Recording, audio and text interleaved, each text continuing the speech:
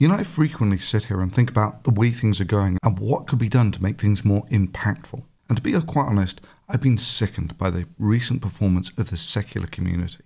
The problem is that many in leadership positions have managed to get themselves bullied or cajoled into this bullshit PC appeasement position by people who are conspicuous in that they proudly label themselves as feminists. Folks who find t-shirts like this offensive enough to reduce them to tears. Folks who think that the abusive use of copyright law to stifle free speech is a valid tactic. Folks who think that fake jewellery and not offending people should be classed as forms of harassment at conventions on a par with physical groping. We're not asking for anything crazy, just basic rules so that we can say, you know, the sort of thing like making fake jewelry and intentionally offending people is not okay, nor is grabbing someone's ass. That's it. That's all we're asking. Or take, for instance, the professional victims who went from conference to conference telling people each time that the sexual harassment at those conferences was so bad that they were literally putting their lives on the line merely by turning up. There's lessons. You can't trust the cops. You can't trust people to believe your story. You can't trust the people who hang out with you at these events. You can't trust the leaders of our community to give a damn.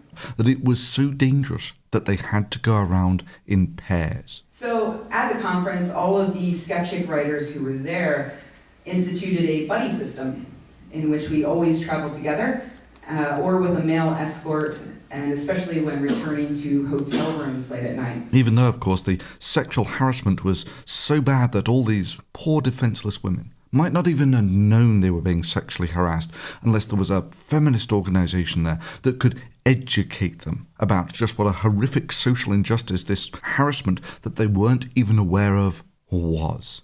I want to read one first. It says, I've hung around with atheists and skeptics, and I've never encountered this problem, that being sexism or misogyny.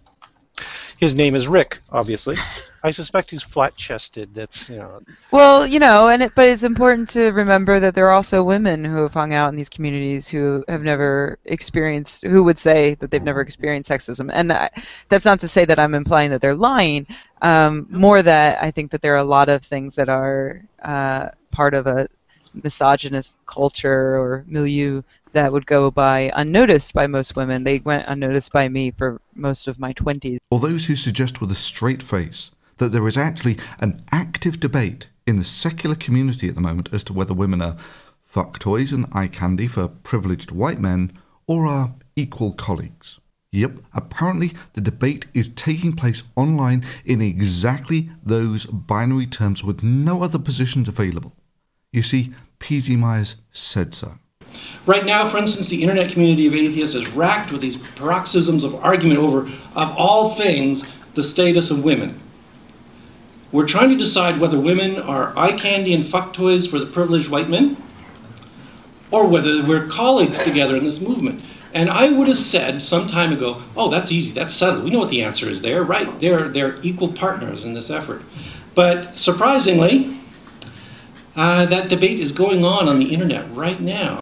Look, I don't know whose bright idea it was to get these guys to talk critical thinking type conferences, but what he's saying here is so outrageously detached from reality. That debate is going on the internet right now. I guess misogyny is not the sole prerogative of Christian and Islamic fundamentalists. There are also some atheists who feel this way. It's not even a straw man. It's simply bullshit. It's an outrageous fiction told to conjure up this boogeyman that there's this great faction of the secular community that argues that women are fuck toys and eye candy for privileged white men. Okay, maybe that's unfair. Maybe there is the tiny fraction who think that women are eye candy and fuck toys for privileged white men. Well, now, thanks to the scare tactics and boogeymen that these toxic parasites have conjured up, you now have conferences with harassment policies that look like this. Additionally, exhibitors in the expo hall, sponsors or vendor booths, or similar activities are also subject to the anti-harassment policy. Booth staff, including volunteers, should not wear sexualized clothing, uniforms, costumes, or otherwise create a sexualized environment. What, you mean creating a sexualized environment like this? If you win the hand, then I would have to submit and have sex with you. You win. I will give you my hotel room number right up. We'll do the sex thing later. Okay, go back to your seat. No, take the cards with you. I got to call you back for the sex part later. Or maybe like this. Yeah, that's right. The harassment policy is now venturing into telling people what they can and cannot wear at conferences. Sorry, girls. Dresses, jewelry, makeup, that's creating a sexualized environment that promotes gender stereotypes. Gender traitors and sister punishers diminishing and minimizing the experience that their fellow women have suffered at the hands of the patriarchy.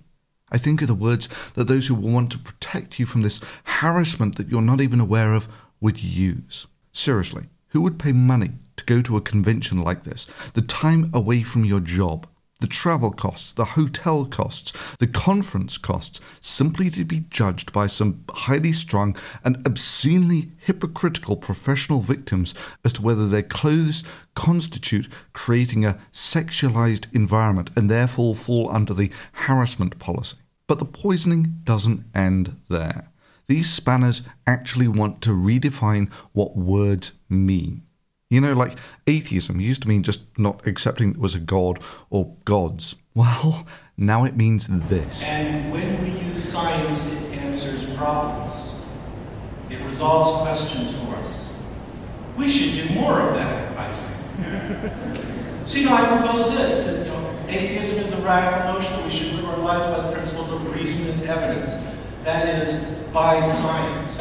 And, of course, those rational goals are phrased in exactly this same radical notion language that constitutes the false strawman dichotomy that lies at the heart of his feminist dogma. And sure, let Muppets like this have their way, and they wouldn't merely stop with trying to control what you're allowed to wear. They would extend their right to prohibit you from saying things that people might find offensive.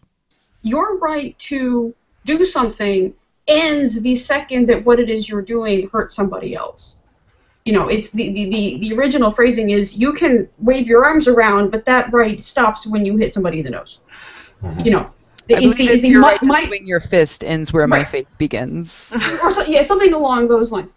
And you know what? That's actually very true, and that also applies to things like language. Yeah, I can say all manner of words. I have the right to do that. I have the freedom of speech. But my right to do that ends the second that somebody who is affected by those words hears me. I'm not sure Brockman's out of the woods yet. There are a lot of religious watchdog groups out there, keeping the world safe from the horror of free expression.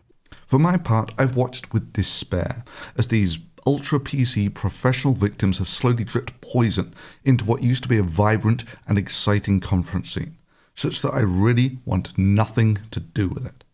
Hell, I've been pining back to the happier days when I actually knew who none of these people were. Look, let me make it simple. I just got back from an experiment where I was surrounded everywhere by sane, competent, rational, able, capable, and intelligent people. And then you come back to the secular community, where you have people like Melody Hensley, that's the executive director of the Center for Inquiry DC, going creationist style, ban happy on people who haven't even mentioned her name yet, because they might say something bad about her someday, and starting flagging campaigns against videos critical of her. Oh, and would you believe it, she labels herself as a feminist too. It's just sickening to see someone from the Center for Inquiry embrace with such relish these silencing tactics, which we've seen creationists use here on YouTube for years to protect their bullshit arguments from criticism. I mean, really, an executive director from the Center for Inquiry running a flagging campaign.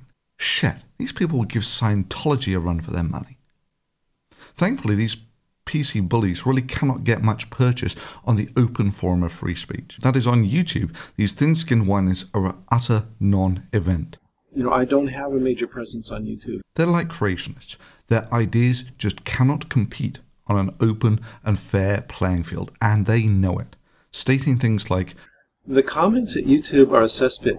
They really are. Indeed, they have to resort to these creationist and pseudoscientist tactics of disabling ratings and comments. Seriously, those who organize the conference scene, get a grip. You do not have to appease the request of every PC whiner. The secular community can achieve great things. but it will never achieve anything while it has poison like this being dripped into its heart.